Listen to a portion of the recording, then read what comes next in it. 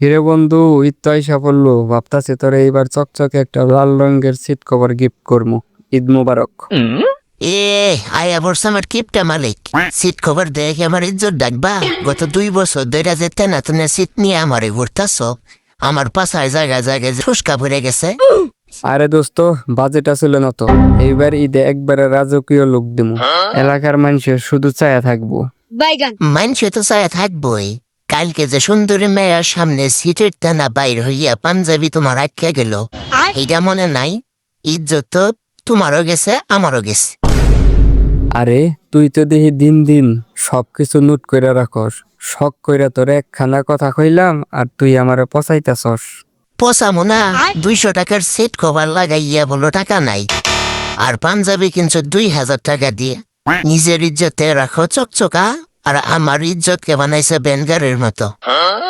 আচ্ছা ঠিক আছে, মাপ চাই। আজ তোর একবারে সেরা কভার লাগাইয়ে দিমু, যা। হাও, প্রতিবারই তুমি স্বাগত কও সিট কভার লাগানোর নাম কইরে কেন দেবে যাই আমার লজ্জা দিও না।